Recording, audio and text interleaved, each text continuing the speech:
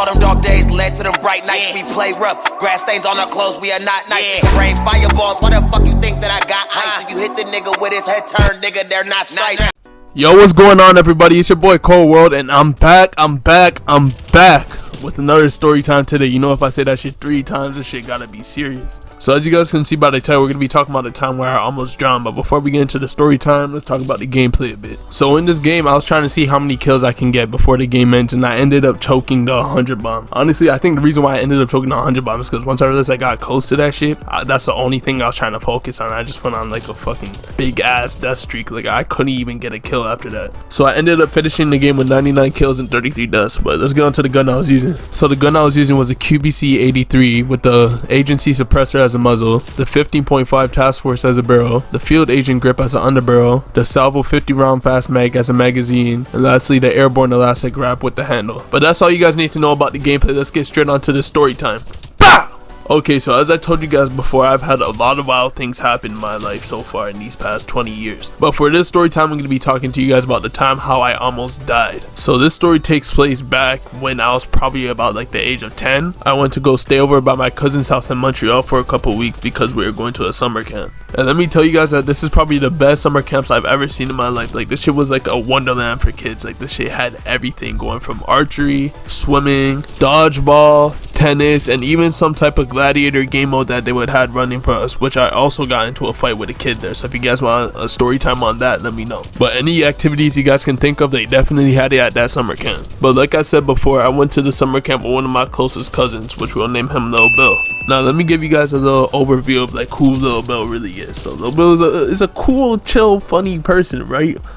But he can't handle pressure for shit. Now he does not work well with pressure at all. I don't know if it's because we were both young at the time and it was a pretty scary situation, but I'm not gonna spoil too much about it. I'm just gonna let you guys find out more about it deeper on into the story. So since the summer camp wasn't overnight, I would have to wake up at about like 7 a.m. because we had to get to the summer camp at like 8 a.m. and then it would close at 4 or 6 p.m. The camp was also like pretty organized, so like we'd have like different types of classes and like a whole schedule that we had to follow. So basically once we get there, there's like attendance we have to go through, and once attendance begins, I'm pretty sure we had like this little small snack for breakfast, and then after the breakfast we get on to activities such as like pool time will be first after the breakfast, and then after pool time we go into dodgeball, and then once we're done both of those activities we already be kind of like 2 or 3 hours in, so then we have snack time, and then we get on to like the other activities. So basically once we done like every activity out there, it already be the end of the day and we get picked up from summer camp. So a couple days go by at summer camp and I was actually having a lot of fun. I had a good teacher and I had my cousin in my class, and plus I was starting to like get used to the crowd I was in and making more friends. But there was this one friend me and Lil Bill really got close to, and we're gonna name him Charlie, mostly because I don't even remember his name anymore. But Charlie was a good guy too, he was extremely funny, and together with Lil Bill, Charlie and I, we were like a terrific trio, we couldn't be like separated in that camp. So fast forward a couple of days, it was time to follow our morning schedule, so our first activity was the pool time. So the entire class went down to the pool, and Charlie, my cousin, and I decided to go to the shallow section. We're all having fun in the pool, playing stuff like Marco Polo and tag and stuff like that, just living our best life as kids, until Charlie says he's bored. So then my cousin and I both asked him, we're like, what do you want to do next? And he's like, a game that can make it more fun. And we looked at each other like, what are you talking about? And he said, if we play in the deep end. Now me and my cousin can't swim for shit, right? So we immediately thought that was a bad idea. But then Charlie's like, if you guys don't want to do it, it's fine. I'm just gonna play with the other kids in the deep end. So he left, and it was just me and my cousin just chilling in the pool. So to pass time, we decided just to play between the two of us, just playing games like catch and all that, until I got bored too. So then I started to get some temptations because I saw all the other kids in the deep end having fun. So then this idea kind of popped up to my head, and I went to my cousin and I was like, how about we just like chill in the pool, but instead of like actually going in like the actual deep end, we just like hang off by the ledges on the side of the pool the entire time, so that way we won't really miss out on too much of the fun. And when I told him that, like I swear this guy's face changed so quick.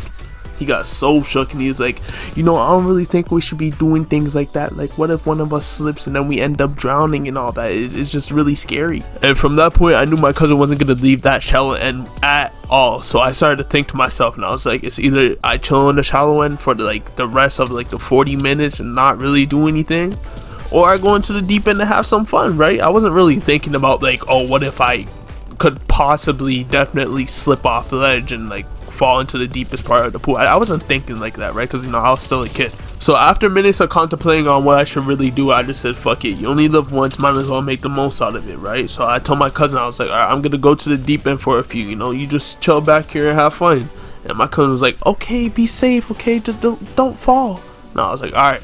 So I decided to go to the deep end. And almost every swimming pool I went to, you would have to take this quick swimming test before you can really enter the deep end, right? But I don't know why, but this one did not have it. And this is probably like the ones that really should have it, because you're like, you know, you're dealing with kids that are like below the ages of 10 or a bit higher. But anyways, my 10-year-old self decided to sneak into the deep end of the pool and hang on by the ledges and, you know, just try my best to fit in with the rest of the kids that were there. After a couple minutes of completely capping my ass off pretending like I actually know how to swim in the deep end, I started noticing that there's like a couple of kids that were playing this game where they would like grab this toy and throw it into the pool and wait till it gets to the bottom of the pool and then swim down to pick it back up, right? Now I didn't really know the big deal or point behind this game that these kids were playing, right? But, you know, I was just a curious kid, so I decided to do the same thing. So I hop out the pool and decided to go find a toy that I can use to play the same game as them. Once I found the toy, I decided to go back into the deep end while still hanging on the ledge of the wall, and I would drop the toy vertically down, like straight down below me. I would reach to get it, and nothing happened the first time. I got back up and I was completely fine. So I was like, all right, you know, this is not too hard. I can do this. I can have fun with this. And when my cousin saw that, he started like freaking out, right? He's like, you shouldn't be doing that, you know, you don't know how to swim, watch out a bit. And me, I really should have listened to him. I don't know why I didn't, but I ended up paying the consequences for it. So me, I just ignored him, right? I was like, look, listen, I got it. If something would have happened, it would have happened the first time. So after a few more times of doing it, I felt confident enough to, like, you know, just kind of let go of the ledge a bit, right?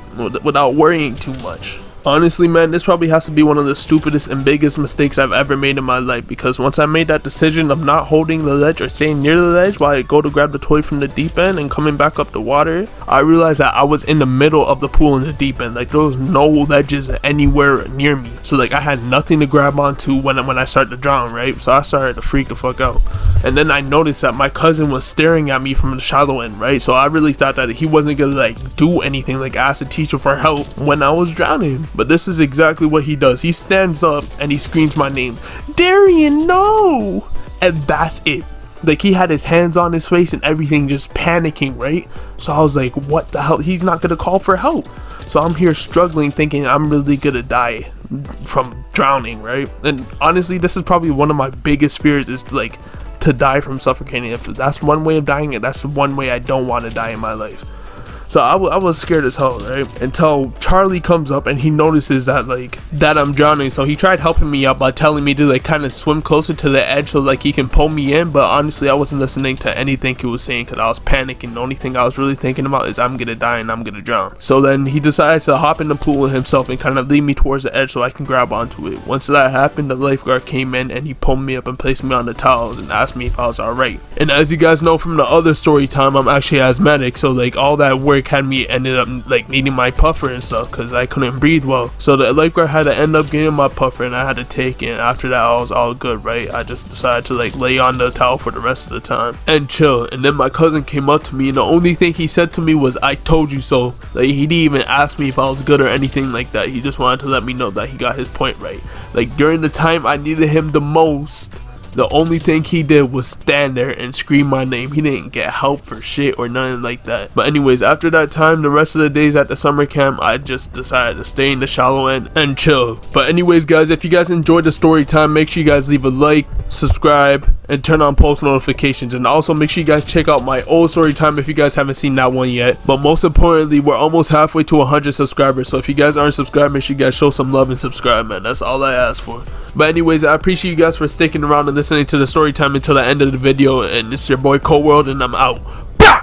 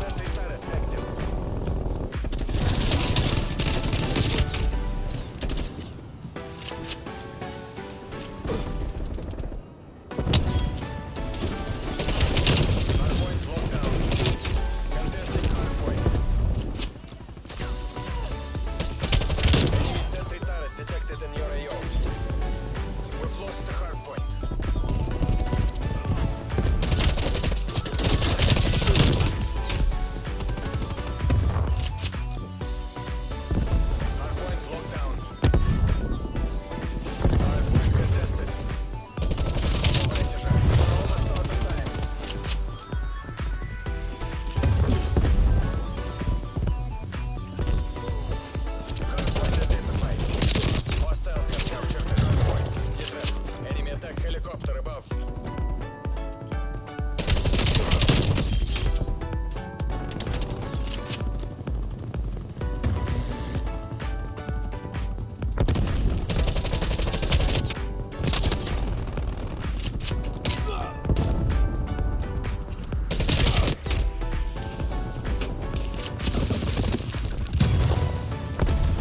Enemy sentry turret detected.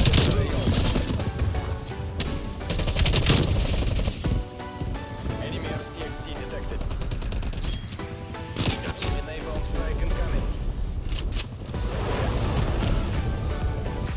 All units, head to exfil.